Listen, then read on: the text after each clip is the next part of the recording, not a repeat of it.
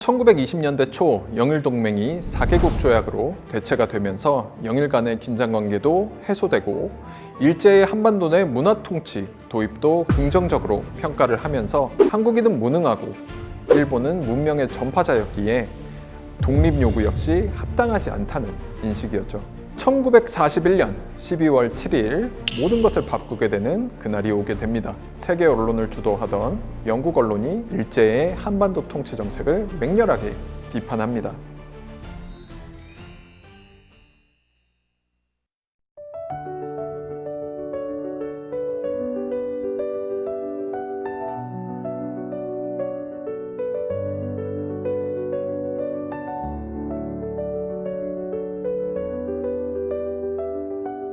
안녕하세요. 저는 순천향대학교 글로벌 자유전공학과에서 국제관계와 역사를 연구하고 가르치는 권희석 교수입니다.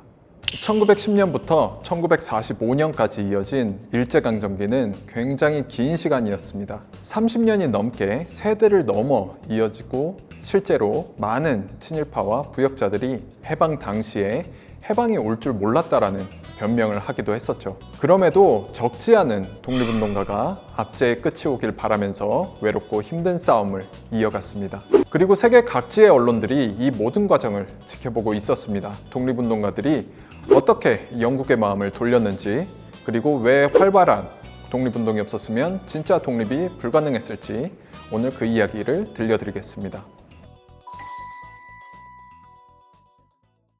먼저 시간을 거슬러 올라가 보겠습니다. 1920년대 영국은 여전히 해가 지지 않는 제국이었고 1차 대전 승전국이면서 세계 여론을 주도하는 강대국이었습니다. 영국은 1919년 3.1운동 당시 일제가 벌인 잔혹행위와 강압적인 통치 정책에 대해 비판을 하고 일본 측에 상황을 개선하라고 하는 외교적 압박을 가하기도 했었습니다. 그리고 영국의 언론 역시 일제의 한국 통치 정책을 비판하면서 영일동맹의 인도적 가치에 대해 근본적인 의문을 제기하기도 하였습니다.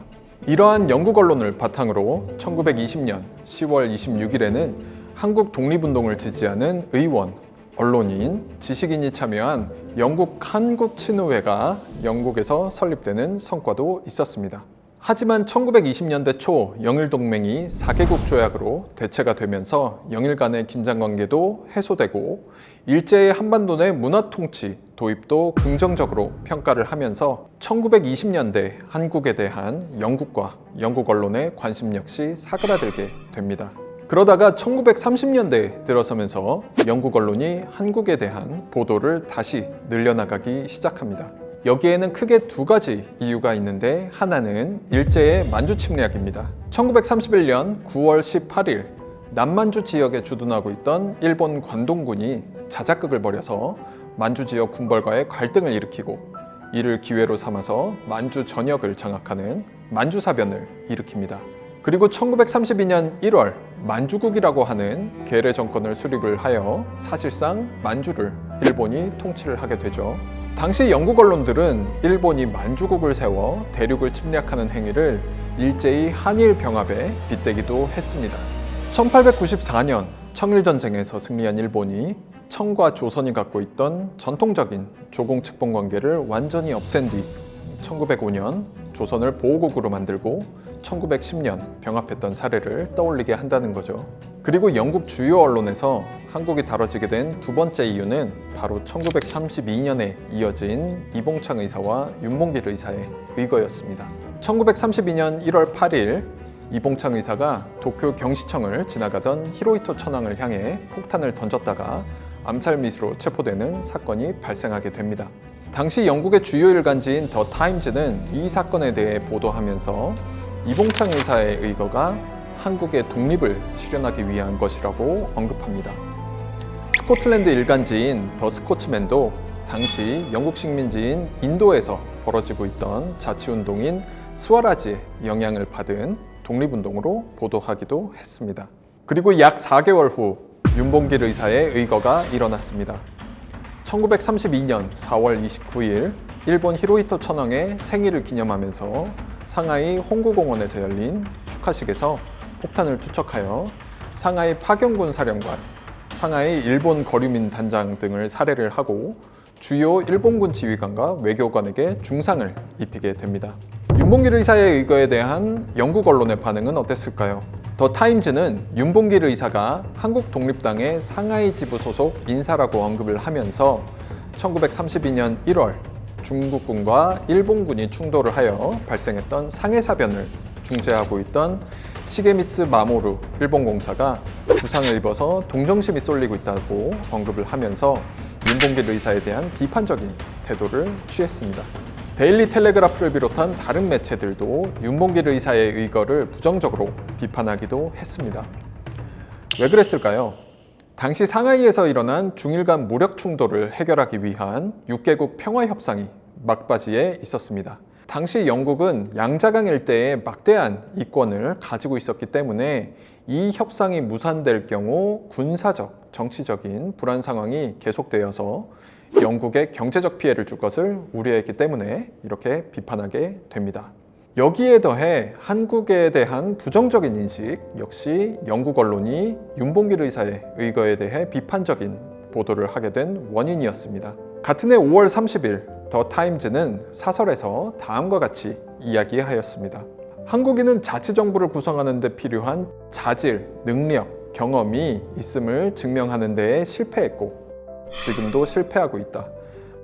반면에 쇠퇴한 나라, 대한제국의 쇠락한 왕, 고종이 진취적이며 문명화된 열강이었던 일본에게 나라를 넘겨준 뒤 일본이 한국을 문명화하는 임무를 놀라울 정도로 잘 수행했다. 이것이 1930년대 초 세계 언론을 주도하던 영국 언론이 한국에 대해 가지고 있던 인식이었습니다. 한국인은 무능하고 일본은 문명의 전파자였기에 독립 요구 역시 합당하지 않다는 인식이었죠. 하지만 독립운동가들은 포기하지 않고 절망적인 현실 속에서도 계속해서 옳다고 믿는 일들을 이어가게 됩니다. 그리고 1941년 12월 7일 모든 것을 바꾸게 되는 그날이 오게 됩니다.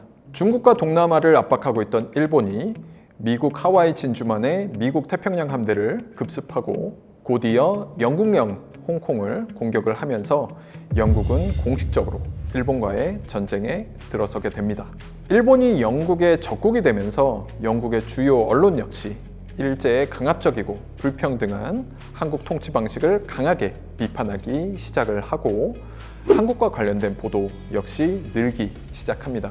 불과 10년 전에는 한국인의 무능을 단정했던 그 더 타임즈가 이제는 완전히 다른 목소리를 내기 시작합니다.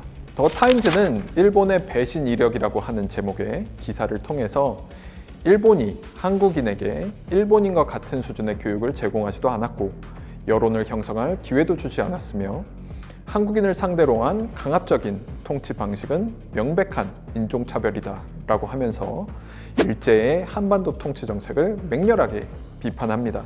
당시 일본은 대동아 공영권을 주장하면서 아시아 여러 민족을 유럽의 식민 지배로부터 해방한다는 아시아인을 위한 아시아라는 슬로건을 내세우면서 동남아시아를 침공하기 시작하였습니다. 그러자 영국 언론은 일본의 이러한 주장이 갖고 있는 허구성을 폭로하기 위해서 한국 식민 지배의 실상을 보도하는 방식으로 대응을 하기 시작합니다. 더 타임즈는 당시 네덜란드령 동인도 육군사령관이었던 하인텔 폴텐 장군이 한국과 대만 내 일본의 신질서라는 건 너무나 구역질 나서 여기서는 언급조차 할 수 없다라고 한 발언을 보도하기도 하였고요. 당시 일본은 인도 내에서 영국 식민 지배에 저항하던 독립운동가와 민족주의자들을 비밀리에 지원하고 있었습니다. 더 스코츠맨은 일본의 인도 침공설에 대해 보도하면서 일본이 인도를 점령한다면 인도의 자유는 기대할 수가 없다. 한국에서는 당시 독립운동가였던 네루나 간디와 같은 인물이 활동하는 것은 불가능하다라고 이야기하기도 했습니다. 일제가 한국 독립운동가를 집요하게 탄압하고 언론의 자유를 주지 않은 점을 꼬집어 반영운동가들이 일본의 감언이설에 속아 넘어가지 말라고 경고를 한 셈이죠. 인도에서 출간되던 영자지였던 시빌 앤 밀리터리 가젯 같은 경우에는 일본이 발톱을 감추느라 애쓰고 있는데 이 발톱은 한국인들이 이미 오랫동안 봐온 발톱이라는 이야기를 하기도 했습니다. 그리고 영국 언론들은 일제의 한국 통치 정책을 비판할 뿐만 아니라 한국인의 항일 투쟁에도 주목하기 시작합니다. 1942년 3월 더 스코츠맨은 한국의 독립이라는 제목으로 한국 광복군을 자세하게 소개합니다. 중국 내 한국 독립당이 주축이 된 대한민국 임시정부와 창립한 지 1년 남짓된 한국 광복군이 만리장성 이남에 5개 부대를 가지고 있다. 만주국 내에 있는 한국인 200만 명이 조직된다면 일본을 상대로 쓸 수 있는 강력한 군대가 될 것이다 라고 언급을 하면서 한국인의 항일 투쟁이 갖고 있는 잠재적 전력 가치에 주목을 하게 됩니다. 그리고 1945년 2월에는 한국 광복군 소속 이평산의 발언을 인용해서 30만 명 규모의 군대가 한국 내에 조직이 되어 있고 공격 신호만 기다리고 있다라고 보도하기도 했습니다. 이평산은 작전에 대해서는 구체적으로 언급하지는 않았습니다만 광복군이 한국을 최종적으로 해방하는 데에 중요한 역할을 할 것이라고만 언급을 했습니다. 이는 당시 미국 전략첩보국이 한국 광복군과 함께 준비하고 있던 한반도 진공작전, 독수리 작전을 암시하는 내용으로 보입니다.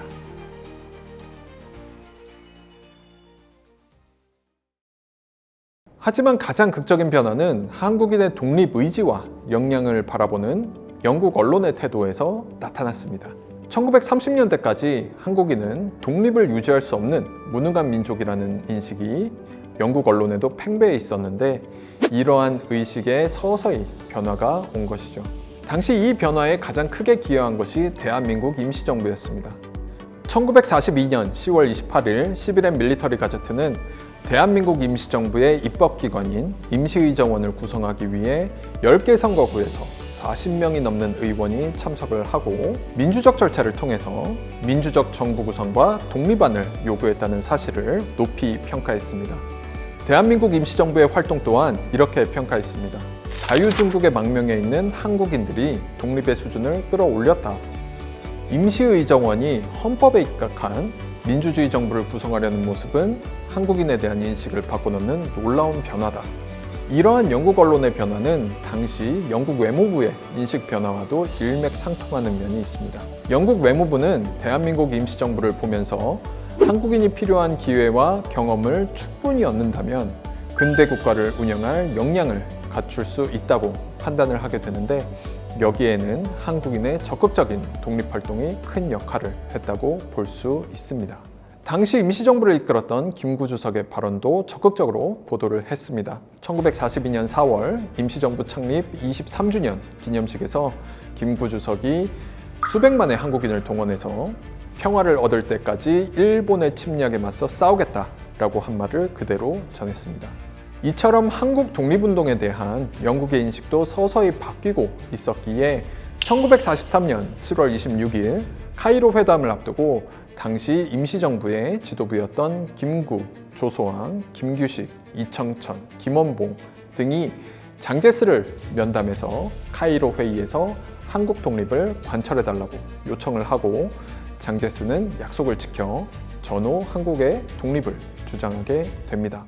그리고 11월 카이로 선언에서 한국의 독립이 국제적으로 공식 확인됩니다. 한국인의 노예 상태를 유념하여 적절한 절차를 거쳐 독립시킬 것을 결의한다 라고 하는 문구가 삽입이 된 거죠. 1930년대까지 한국의 독립 역량에 대해 의문을 갖던 영국 언론들이지만 1943년 카이로 선언이 나올 때쯤 되면 이러한 의문을 더 이상 표하지 않게 됩니다. 물론 적절한 절차라고 하는 내용이 여전히 한국의 독립 역량에 대해 가지고 있는 오랜 편견을 반영한다고 볼 수도 있지만 결국 한국 독립에 대해서는 국제적인 합의가 확인된 셈입니다. 일제강점기 30여 년간 이어진 독립운동이 카이로에서 꽃을 피운 순간이었습니다. 지금도 생각보다 많은 사람들이 한국 독립은 어차피 연합국이 준 것으로 생각을 합니다. 일본이 항복하고 패망하면 당연히 기존의 식민지를 독립시킬 수밖에 없다는 생각이죠. 하지만 한국의 독립은 그렇게 단순하게 연합국의 선의로 이루어진 것이 아닙니다. 우선 한국은 1910년, 그러니까 1941년 발발한 태평양 전쟁보다 훨씬 이전에 일본의 식민지가 되었습니다. 그리고 한일병합 4년 이후인 1914년 발발한 1차 세계대전에서 영일동맹을 빌미로 연합군 측으로 참전을 해서 일본은 승전국이 됩니다. 그래서 승전국 자격으로 파리 강화회의에 참여하여 다양한 요구를 내놓기도 했었습니다. 2차 세계대전이 발발한 시점보다 훨씬 이전에 일본의 식민지가 되었기 때문에 일본이 완강하게 거절하고 국제적인 여론이 한국 독립에 우호적이지 않았다면 한국의 독립 역시 쉽게 이루어지지 않았을 겁니다. 이를 보여주는 사례가 바로 류큐 왕국입니다. 류큐 왕국은 1429년부터 1879년까지 400년이 넘게 현재의 오키나와에 자리 잡고 있던 왕국이었습니다. 중국, 일본 사치마번과 조공책봉 관계를 맺으면서 동남아시아를 잇는 해상무역의 중심지 역할을 하기도 했었습니다. 이런 류큐 왕국을 1879년 일본 메이지 정부가 강제로 병합합니다. 한국과 마찬가지로 태평양 전쟁 한참 이전에 병합이 됩니다. 하지만 류큐는 한국의 3.1운동과 같은 대규모 독립운동이나 임시정부, 광복군과 같은 조직화된 독립운동으로 이어지지 않았습니다. 산발적인 저항 수준에 그친 데에는 한국보다 오랜 식민 통치 기간, 상대적으로 훨씬 적었던 인구, 다양한 이유가 있겠지만 국제 무대에서 일본 통치의 부당성을 주장하고 독립의 당위성을 끌어낼 만큼 조직적이고 적극적인 독립운동을 이끌어내는 데는 실패였습니다. 그럼 그 결과는 어떻게 되었을까요? 1945년 일본이 항복을 했을 때 한국은 독립국이 되지만 류큐는 미군정을 거쳐 1972년 다시 일본에 편입되었습니다. 독립운동의 의의는 이런 데에 있습니다. 대한민국 임시정부와 한국 광복군의 규모는 당시 동아시아를 장악하고 확장해 가던 일본 제국에 비하면 훨씬 작고 그 군사적 역량 역시 계란으로 바위치기 수준에 불과할 수도 있습니다. 하지만 영국을 비롯한 주요 열강이 외면했던 순간에도 한국인은 꾸준하게 격렬히 독립운동을 이어왔고 그랬기 때문에 일제 통치의 부당함에 국제사회가 주목하는 순간이 오게 되었을 때 이를 기회로 독립을 요구할 수 있는 준비가 되어 있었던 것입니다. 이런 조직적인 독립운동과 저항이 없었다면 오키나와의 사례처럼 미 군정이나 혹은 이와 유사한 관리체제 하에서 오랫동안 기약 없이 독립을 기다려야 하는 상황에 처했을 수도 있었던 거죠. 이것이 바로 독립운동의 진정한 의미입니다. 단순히 일본에 저항하는 것이 아니라 언젠가 올 기회를 위해 끊임없이 준비하고 세계에 우리의 의지를 알리는 것이었습니다. 그리고 마침내 그날이 옵니다. 1945년 8월 15일 일본이 무조건 항복을 선언하면서 한국도 일제 통치에서 해방됩니다. 이후 달라진 영국 언론의 반응이 흥미롭습니다. 1930년대 한국인의 무능을 단정했던 신문이었던 더 타임즈가 1945년 9월 21일 기사에서 한국에 대해 이렇게 평가합니다. 한국이 독립을 다시 이루기 위해 필요한 요소들은 결코 부족하지 않다. 교육을 통해 자유주의적 사고와 애국적 성향을 가진 지식인 중산층을 배치를 했고 일본에 협력하길 거부한 이들 역시 존재한다. 만약 국가자금 프로그램이 연합군의 지원과 함께 출범하고 현지 기관이 이를 성공적으로 수행한다면 고요한 아침의 땅은 자신들의 오랜 역사에서 경험했던 모든 것을 뛰어넘는 평화와 번영을 이룰 수 있을 것이다. 11회 밀리터리 가제트는 한국에서 일본인들이 자신의 영토적 야욕을 이루기 위해서 사악한 방법을 동원하는 것을 전 세계가 지켜보았다.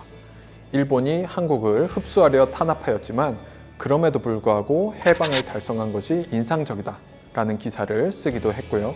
10년 전 한국인을 자치불능의 민족이라고 했던 그들이 이제는 민주주의 정부 수립 능력을 갖춘 민족으로 평가한 것입니다.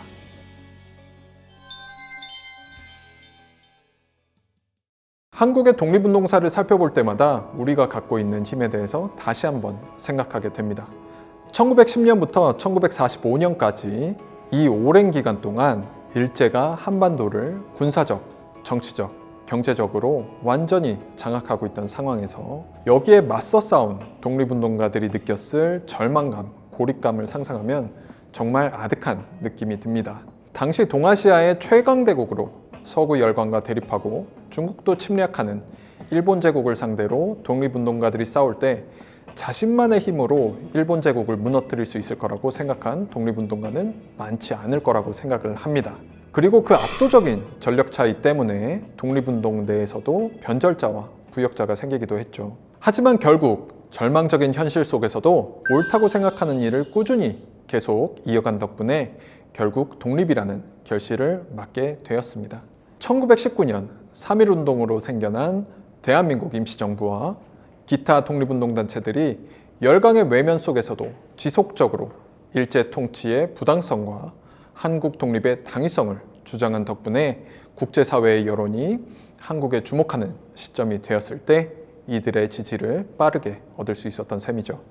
그리고 이렇게 꾸준한 노력이 만든 국제적인 연대를 통해서 한국의 독립운동이 고립되지 않았다는 점 역시 중요합니다.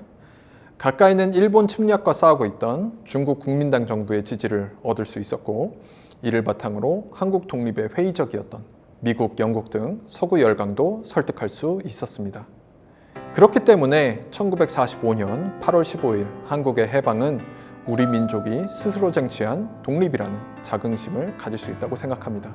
1919년 3.1운동을 이끌다 숨진 유관순 열사, 1932년 상하이 홍구공원에서 목숨을 걸고 폭탄을 던진 윤봉길 의사, 중국 땅에서 임시정부를 이끈 김구주서, 광복군을 이끈 지청천 장군, 이런 분들이 있었기에 오늘의 대한민국이 있을 수 있었습니다. 그리고 그 정신은 지금도 계속되고 있습니다. 절망적인 상황에서도 옳은 일을 포기하지 않고 더 나은 미래를 위해 노력하는 모든 사람들 속에서 말이죠. 독립운동은 과거의 일이 아닙니다. 오늘도 우리 각자의 자리에서 불의를 좌시하지 않으면서 더 나은 세상을 만들어가는 것, 이것이 바로 독립운동가들이 우리에게 물려준 가장 소중한 유산입니다. 오늘도 강연을 시청해주신 시청자 여러분께 다시 한번 감사드립니다.